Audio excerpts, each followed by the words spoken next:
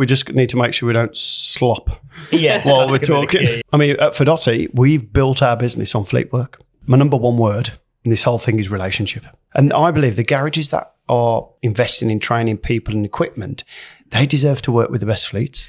Fleet vehicles make up nearly 60% of all brand new vehicle sales. And the GP per job, which is the important metric, is equivalent or better than retail. This episode is sponsored by BM Catalysts, Europe's leading manufacturer of catalytic converters, DPFs and front pipes. With emission standards continuing to evolve, BM Catalysts remains at the forefront of helping the aftermarket keep vehicles running cleaner and greener. Welcome back to Garage Talk Unwrapped, the podcast with me, Vicky. And me, Ben. Today, we're recording from Guidotti Motor Services, the family garage of our guest, Tim Guidotti, also known as the Fleet Guy. We'll be finding out more about the history of the business, which was founded by Tim's dad, Joe, and business partner, Don Ferguson, back in 1977, and how it's grown into the successful operation we see today. We'll also be talking about the Fleet Guy, discussing the opportunities fleet work presents for independent garages, what workshops need to know if they're looking to win more fleet business, and what the future might hold for fleets in the aftermarket.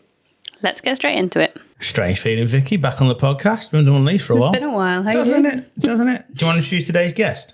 That's normally your job, Ben. I wouldn't want to take that away from you. I've changed. I'll dig into what's going on over here. So welcome to Podcast and Pasta. It's not the future name. It's just a one-off with today's guest. Today we have the Fleet Guy. But more than that, it's Tim Guidotti from Guidotti Motor Services.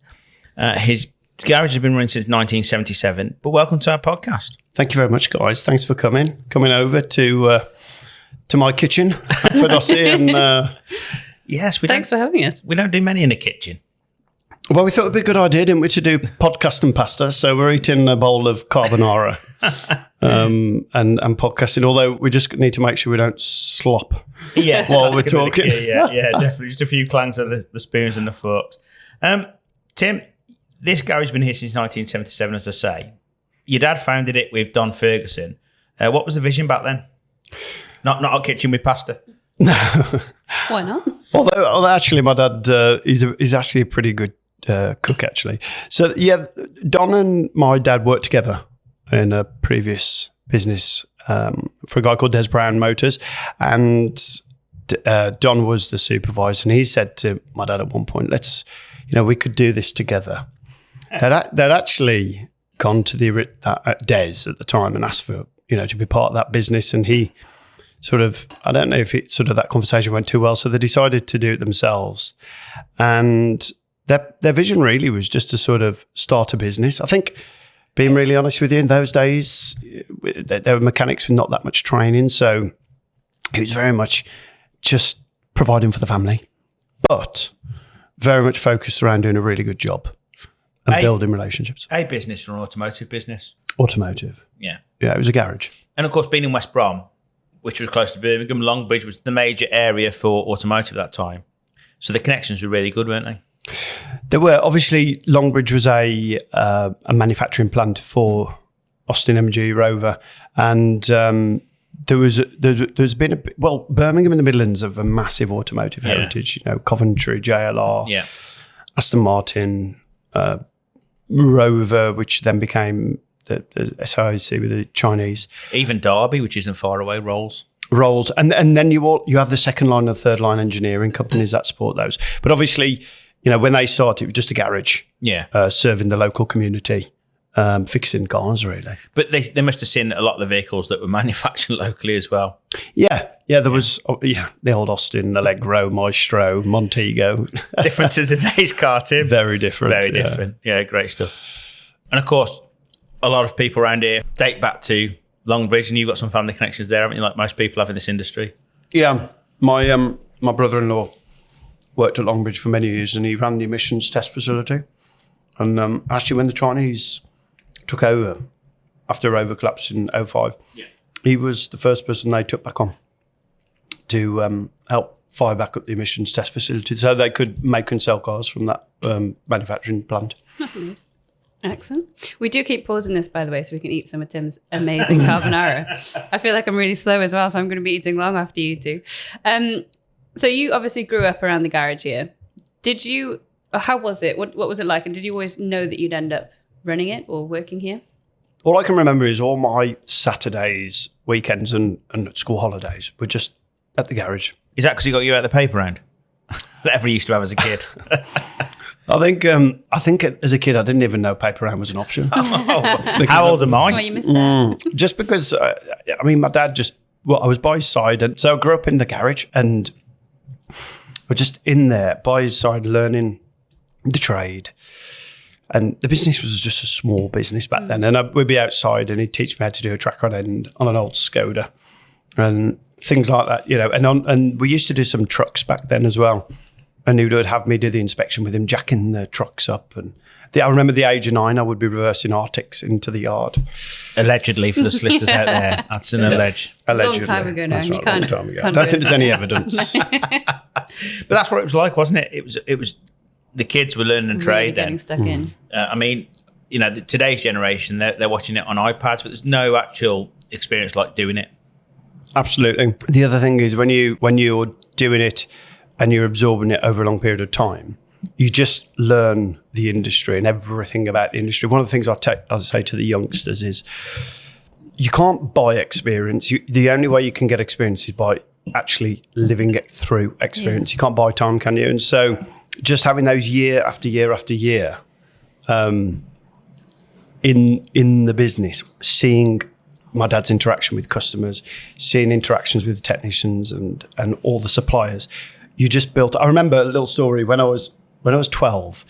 Unipart were launching the Unipart car centre scheme in 1994, and 3 people from Unipart turned up. And my dad sat me next to him in the office as they pitched this new idea, which actually was quite revolutionary at the time. Yeah. And Unipart in those days was quite a powerhouse. Yeah. And I remember sat next to it, and things like that, they're really formative in my mind at the age of 12, sitting there with all these kind of suits and talking about, this new, which would now in these days be called a garage concept. Yeah. And did it make you a better business person or a better mechanic studying your dad? Well, to be honest with you, in terms of the mechanical side, although I could do it, I never really loved it. Yeah.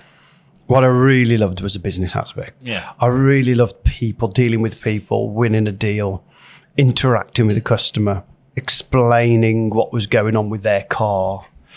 And I suppose as the years went on and I got into my teenage years, that's where I moved. I moved into the business in the front of house because I realised that I had no passion for fixing the cars. My passion really was for people and the business aspect. So family businesses can be challenging. I mean, we've been talking this morning that, you're in business with your wife, and obviously Ben and I are married. So we know it can be challenging. What's the biggest lesson you've learned from working alongside family? I think, some people say, you need to stop as you go through the door at night, out of the business. It's got, don't take it out. But it's just, leave it at work. It's not realistic, It's not realistic. You can say those things, but it's not. I think really, for me, life's a real... For me, life's about the journey. It's about the fun times we have together. And I think you've got to make the day fun. You've got to have fun in the journey. If we're going to do an event together, me and Judith, let's go and stay at a nice hotel the night before. Let's find a nice place to have a meal and incorporate fun a date night into the journey. And I remember just last week, the night before UK Garage, I hosted a round table with some fleet companies, and I walked into Hampton Manor to one of their suites. And I just turned to Jill and said, we're having quite a fun ride here, aren't we, with this journey? And likewise, when we went to One Tech conference, we stayed at Silverstone. We were in the Hilton on the side of the home straight. And I just turned to Jill again and I said, what a load of fun we're having. But on the way to there, we stopped at a place which had sort of like, a bit of a shop gallery and also somewhere to eat. And we just had a bit of a date night. I love that. So you're embracing it, making the most of it, and kind of feeding in these bits of, we can still enjoy this as a married couple on the way to doing work. I like that. I tried to at the UK Garage and Body Shop last week as well. We ended up staying at I booked a farm, Church Farm. Did you? But the only problem was it's about a mile from the airport. It was all right until about 6 a.m. And then the airplanes. All of a sudden the airplanes. God, we did not think about that. I mean, luckily we had to be back at the NEC for 7 for doing the radio show. But so on the Wednesday night after the IAAF and Cashflow Awards, I was up till about 3:30 with guys just chatting and having a drink. And then had to be up the next morning, but the planes were waking me up at 6 o'clock. So yeah, I know exactly how you feel. Nightmare, isn't it? I know, an absolute nightmare, isn't it? We've been very fortunate today. You've took us around your workshops. 6, I believe. I think we. 6th is the new one, yeah, the EV 6. workshop, yeah. It's a fantastic place, and it's futuristic. I think that's the key. Is that you're not. When I look around, I'm not thinking of today. I'm thinking how this business can look in 5-10 years. But there must be something you're really, really proud of. What's the thing you're most proud of? The thing that I'm proud of is the culture we've built. So there's a great line that I heard someone say, which is culture. What happens when you, as the boss, are not there? So it's what you've taught, trained, modelled into your staff, and also the individuals you hire. You know, do they share those values? So it's a combination of all those things. You know, do we keep talking about our values and what we want to experience? And so the best thing for me is when I see the reviews and I get people or maybe friends contact me and tell me, I've been to your garage, I had the most wonderful experience. Actually, a couple of weeks ago, the deputy head at our daughter's school came up to me and he said, I went to your garage while you were away. Now, the girls have been in the school 7 years and you kind of want to keep the two separate because if ever they have a bad experience, more homework for the girls. Yeah, exactly. So and we were away for 3 weeks. We went to Australia. It was that sort of big thing we'd planned for years. And he came up to randomly and says, I went to your garage while you were away. He said, and then you have that, okay. And he went, I had the best experience. He said, it was fun. Your team is so friendly and professional. And so for me, I might sound odd, but the big thing I ask my team to be is friendly. People they're in a very vulnerable position when they come to a garage, aren't they? And, you know, a lot of people are worried they're going to get ripped off. Yeah. They don't have an understanding of what we are prescribing for their vehicle, even though we're asking for £1,000 or whatever it's going to be. Yeah. And so when they walk in, they're nervous. And do you know what? A friendly face. And even more important for those technicians who walk across the yard to pick up a vehicle. Yeah. I actually looked then for the other. Are you okay? Follow Tim's hand out then. I don't know what I've put in this carbonara. I know. We haven't even had the limoncello yet. It's more the trust. I think it's more the trust and the fact that just meeting you today and getting, I've met you a few times, but getting to know you today, it's that philosophy I can see it feeding through the business. So. Are you tired of chasing car parts over the phone? PartSync connects trade buyers with trusted suppliers in one platform. No calls, no delays, just parts.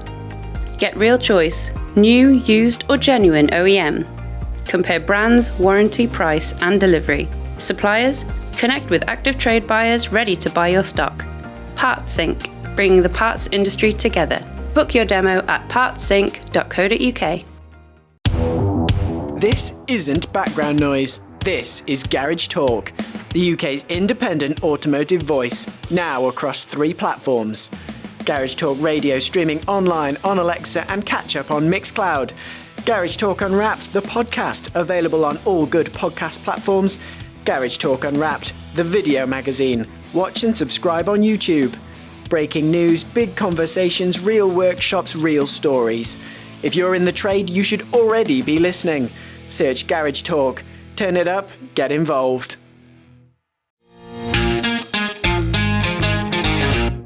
So moving on a little bit from Guidotti, many people across the industry now know you as the Fleet Guy.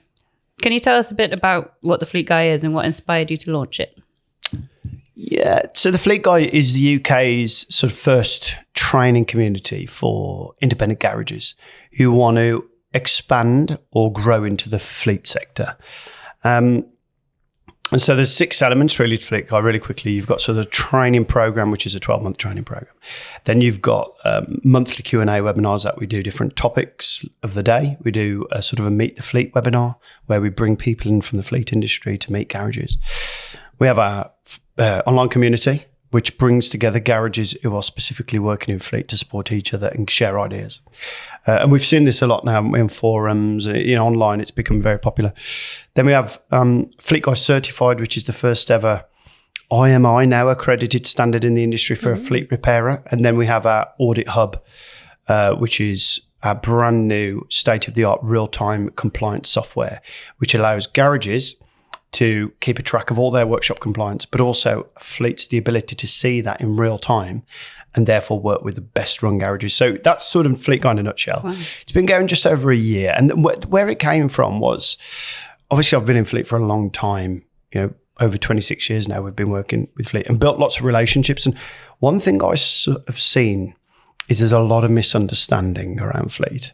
There's actually also quite a lot of disinformation and in some cases quite a bit of fake news. There's a lot of garages over the years that I've known through various networks and whatever, and they've asked me a lot about fleet. And when I've talked to them about it, I've been shocked at how sort of little understanding there is. So I've always wanted, if I'm being honest, a little kind of dream I've always harbored is to get into some kind of training and sort of that sort of space. And I saw this opportunity to sort of educate the garage world about fleet from a place of very extensive experience. And also the other thing was to create a standard. That was actually really the big dream. So the best garages in the UK who want to engage with the best fleets, to give them something, a reference point to recognise them. So think about Corgi and gas safe plumbers. Think about Red Tractor for farmers. Think about NIC for electricians. Something that you hang your hat on and you go, that is the reason why we should work with that garage. And I believe the garages that are, investing in training people and equipment, they deserve to work with the best fleets. We spoke about it walking around earlier, but if there's a standard, whether it's mandatory or not, you should try and attain that standard, shouldn't you? Because they're in for a good reason. Yeah. So the interesting thing about standards is, and we've already seen this in fleet, we've seen garages who have no experience and some that have a bit of experience. It just improves your own processes. It improves your business. You learn more because generally with a standard, you're engaging with something that's saying, if you want to achieve this, you need to do that. And if you don't do that, you go, well, actually that you're learning what that is. Yeah. And that could be, so I'll give you an example. When in the early days, when fleets used to come to us and say, if you want to be on our fleet network, you need to do driver license monitoring. And it's like, we're going back now sort of 12, 13 years ago. And I thought, that's a really good idea. But these were before the days you could just go on the DVLA website and do an automatic. So we had to pay a company a monthly fee to monitor our drivers' licenses.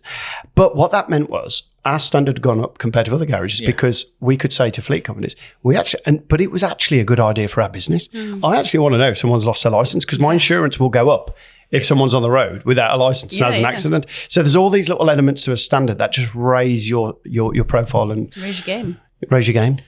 That's obviously why you've gone into fleetwear, but why should garages be paying more attention to it? Because obviously setting standards is great, but what's in it for the garage? Okay, so I suppose there's several answers to that really. Firstly, when there's a big assumption that fleet work is less profitable than retail work. That's the first assumption. And where that comes from is everybody talks about labour rate. And I think actually one of the interesting journeys with fleet guys is educating garages that it's not necessarily less profitable because there's so many more factors that make up profitability in a business than just one thing, which is labour rate. So firstly, it's it can be a very profitable stream of income for a garage. One stream or the stream? That's up to you. I mean, at Guidotti, we've built our business on fleet work. Obviously, diversified fleet work, so we don't just have one fleet customer, we have many. But what I would say to garages is, we all know there are good and bad retail customers. And so your good retail customers, they're happy to pay a fair price. They don't sort of quibble too much about the estimate. They come in, they collect the vehicle on time. Your really poor customers, the ones that are sort of, haggling you over £5 on a tyre. And then when it comes to pick up the vehicle, they're a week late. And then when it comes to pay the bill, they're moaning again. So that's because of your A and D, if you like, the rate and everything in between. When it comes to fleet, the same exists. There's really good quality, what I would call A and B fleets. And then as you see in D, and what's happened over the years is quite a few garages have had experiences with a C or a D fleet. The reason why they've had that experience is because actually the really good fleets are very well looked after by their good garages because they don't want to let them go. And so there's a world and some curtains that I've pulled back for a lot of garages to go, actually, if you understand this a little bit more and you learn the business model, it can be a great diversifier. So that's one reason. The second reason, Ben, is the car park is changing. And buying, us as a society are moving from this sort of, from ownership to usership. You look at fleet vehicles make up nearly 60% of all brand new vehicle sales. Fleet is growing rapidly. And when we look forward, if we just project, we have now got Waymo, Wave, cyber taxis on the road in London. Yeah. They're already ubiquitous across America and China. And those vehicles, when they're running, and you can now just subscribe to a vehicle, they're not going to be owned by an individual person. They'll be owned by fleets. Yeah. And so as garages, if we want to future-proof ourselves against this changing societal sort of method of, I mean, the big term that people are using now is mobility as a service, a bit like software as a service. Yeah. In the old days, you'd buy your Microsoft subscription, you'd buy your Sage subscription, and that was yours. It was only Sage then, isn't it? Yeah, it was. Yeah, now you pay X amount per month to Xero, QuickBooks. So it's a monthly fee. It's the same for everything. You can even subscribe to owning a Rolex watch. Everything's on subscription now, and that's your moment. I'll subscribe to a fake Rolex watch. Rolex watch. Well, one thing I think the message I'm hearing is, in the UK, it seems to be we're quite blind to the options and the opportunities. And you're saying open your eyes because they're there in front of you. Don't kind of do yourself over by ignoring it. Yeah. So when I started with Fleet Guy, the only sort of proof story was Guidotti, where we are now. Yeah. And I'd invite garages to come down and have a look, and they'd see the operation, they'd see the history, and I'd talk to them about the business metrics, and that would really open their eyes. Now we've got, a ream of garages who've been in the Fleet Guide program for a year, and we're actually just now recording stories where garages they've added £10,000 to £25,000 a month in revenue. And the GP per job, which is the important metric, is equivalent or better than retail. Wow. And no one would believe that in the early days. And so there are people in Fleet Guy who are prominent industry figures who people respect, who I respect.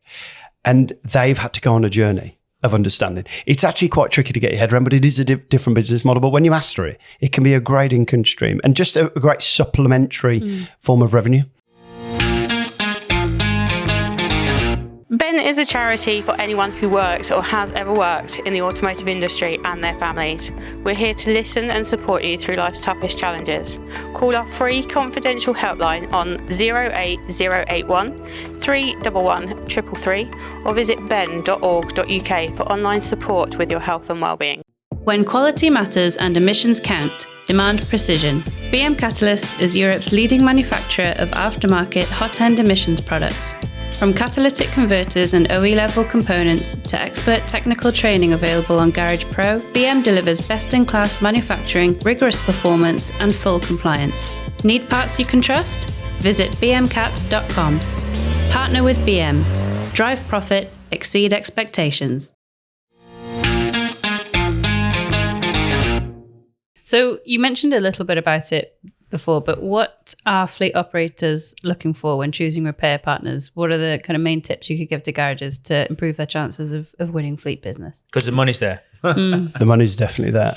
Okay, so the key things really are the fleet companies are looking for two really key areas. The firstly is the customer experience. So if we talk about a fleet company, let's just take Amazon. Okay. Or are we allowed to say that? Other delivery partners already. Yeah. We could say what we DHL, it's our podcast, FedEx. We'll just send them an invoice for mentioning them. Yeah. So they put their drivers into our vehicle, but Amazon actually quite often lease those vehicles from leasing companies. So the leasing company wants to make sure that the Amazon's employee has a good experience when it comes to a service. So the first thing is, what's the actual front of house experience? When I drive up to the garage, what does it look like? So the look, feel, the experience, the warm, the welcome, the reception, that's a big part. Yeah. The other part of it is actually the capability to do the job well. So they want to deal with garages who have good processes, good training, high quality operation, where they can see they're capable to look after the vehicles that are going in there. What they don't want is a vehicle going in, a booking accepted, then you can't reset the service light, and then you have to the driver then has to rebook it to go and get us. Those are the things that wind them up.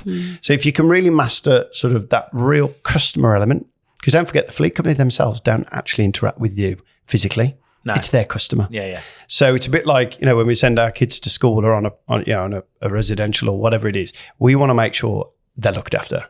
And it's the same with the fleet, because they want to know their customers are looked after. And are you preempting problems? Obviously, EVs now are coming to the fleet market in a big way.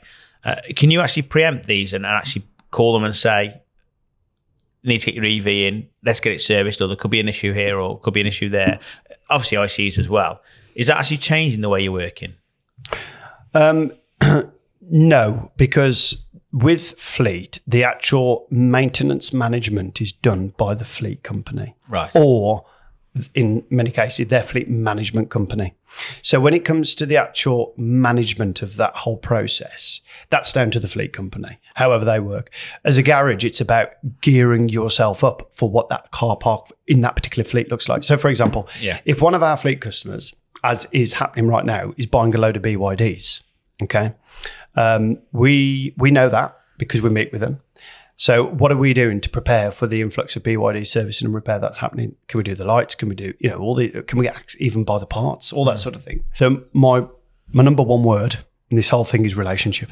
Like it. The more you build a relationship with your customers, the more you have those regular interactions, the more you can find out what's going on and gain intelligence, what's going on in their fleet, and you can be prepared. So for example, if they turn around and say, okay, Tim, I want to meet him because actually there's a 100 vehicle fleet near you. They are all Ford Transits and they're about actually 67,000 miles on the clock. There's a whole raft of wet belts coming. Yeah. So what do? You stock up, you get your filters in, you prepare. And what that does do to VOR, it reduces it, and the fleet customers' experience is really positive then. So it's about relationship, building that knowledge of what your fleets have in the area and what they want. Education, and more education.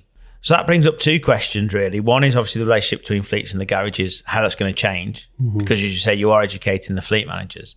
And then if you also can mention a bit more about the impact EVs are having on the market, because we've kind of mentioned that, but it's not particularly about the EVs, it's more about the workshops, isn't it? Yeah, so if we look at EV sales, the vast majority of EV sales, new car sales, are into the fleet market. I think it's something like 60 to 70% of all brand new EVs are actually going straight into the fleet market. So that is shaping the future of fleet. Oh, and actually, it's a great place to be if you want to tool up and skill up. If you want a flow of EVs, get into the fleet market and they'll just start sort of turning up. Just this line of EVs up the street in West Brom. There's probably a little bit more to... I'll give you an example. I was at UK Garage last week and... Alice from Schaeffler was doing a talk, and he was talking about the new range of parts they are selling and talking about supercapacitors or ultracapacitors, which are common on EVs. And my workshop manager and head tech were next to me, and he just turned to me casually and said, "Oh, we've done loads of those. We've done loads." And he was talking about a particular electric vehicle. I won't say the name because it's obviously not a good thing that's happening because they keep failing. But it was almost like, we've got loads of experience of that. And some garages will be sat there going, well, what is an ultracapacitor? Yeah, what does that even do? Yeah. So it's great to sort of put you at the forefront of the latest figure. BYDs, I mean, how many garages have actually even serviced BYD? We have them coming in now. Well, unless you're at these shows, it's not, you can't afford the time to be there. It's you can't afford the time not to be there. Or, I think this experience is invaluable, isn't it? And you only learn that by networking. And listening to the panels and the discussions. It's so important. I mean, networking is one of the most underrated superpowers any individual can have. The people you can meet at a show and the relationships you can build at in any industry event can literally change the trajectory of your business. And even just that knowledge sharing or sharing the pain points and feeling, I'm not alone. Actually, everybody's feeling this. This is what they're doing to overcome it. It is really important. There's a friend of mine who says, you might be talking to someone and it's your 2020 problem. Yeah. And for someone else, your problem might be there. So I have this thing in life where I think we should always be journeying in life with people who are ahead of us in business and life and people who are a few years behind us. So we can help people along and we can be helped along. I like that. I love that. That's great. Apart from networking, if you could give one piece of advice to a garage owner looking to future-proof their business, what would it be? Wow, that's a really good question. Read books or listen to books. Professional development. It's the... I could tell you some stories. In fact, on one of my videos in Fleet Guide training, I tell 3 stories from 3 books that changed my life. And I would say if you can get into just self-developing and actually for people who don't read, just start off with biographies. And it doesn't have to be people in business. What you can learn from, I watched even a documentary on Sylvester Stallone. Yeah. And people see him as this kind of big, brawling kind of heavyweight guy. But actually, the guy is a genius. Yeah. He wrote Rocky, and what he went through to get that film launched, the grit, the resilience. We can learn a lot from so many people who've had success in life. So, read books, listen to books. The Colonel. His recipe got turned down. Yes, until the age of, 68 or something? So you love that one. I love that. Yeah. Mainly I'm a big KFC fan, But obviously Walt Disney as well. There's so many success stories. You've got to keep going because you never know. You just never know. Amazing. We're going to end with a few quick fire questions, Tim. I'm out. So, petrol, diesel or EV? For me personally, EV. Oh, unusual. Yes, I wish you had the applause on this. Worst car you've ever had? Oh gosh, Austin Allegro. As a kid, my dad bought me one. It was a rust bucket. Oh, rust bucket. If you weren't in the automotive industry, what would you be doing? Cooking. Oh, that's Nice. amazing. Yeah, he's a very good cook as It well. is. The pasta was brilliant. Pasta podcast. This is the best pasta podcast I've ever done. Finally. No, don't This ask- will be no. an interesting one, actually. This could mean if it you're gets published or not. Yeah. Pineapple on pizza. Yes, Absolutely not. Yeah. In fact, this ends now. You're out. Tim, it's been Out the a building. pleasure. Thank you very much, Tim. That's great. It's been great to chat with you. If people want to find out more about the Fleet Guy or get in touch with you, where should they go?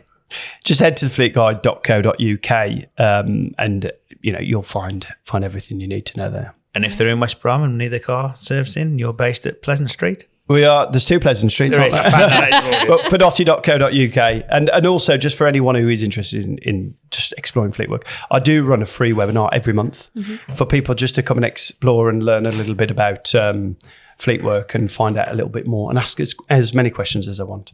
Amazing. Thank you, Tim. Thanks, guys. Been great to chat. I personally am a massive fan of pineapple on pizzas. No. What did you think of our pasta and podcast, Ben? I think it's a goer. I think it could take off. The only problem is, of course, who else can cook us pasta? That is very true. Or people could bring in a pre-made pasta dish. Pre-made pasta and podcast. You can have cup of pasta. Anyway, Let's get back to the podcast itself. I wonder what that, because Guidotti and Ferguson. So it could have are been. you actually trying to figure out the name? Could have been Gugerson. Gergerson. Yeah. No, I don't blame him for going for Dotties. I think that sounds quite good to me. Doesn't it? Right, another brilliant podcast. That's all for this episode. A huge thank you to Tim. You can find out more about Tim at fleetguide.co.uk and more about the garage at fidotti.co.uk. And of course, another massive thank you to BM Catalyst for being this episode's sponsor, the UK and Europe's leading manufacturer of catalytic converters, DPFs and front pipes. You can find out more at bmcats.com. Finally, thank you so much to you, the listener. If you enjoyed today's conversations, don't forget to tell your friends and make sure you're following Garage Talk Unwrapped on your favourite podcast platform. Hit the bell so you never miss an episode. Next time, we have Ross Toomey and Martin Turner from Intermotor talking about their recent name change from SMP Europe, engine management systems, and much more. Great. We'll see you then. Bye.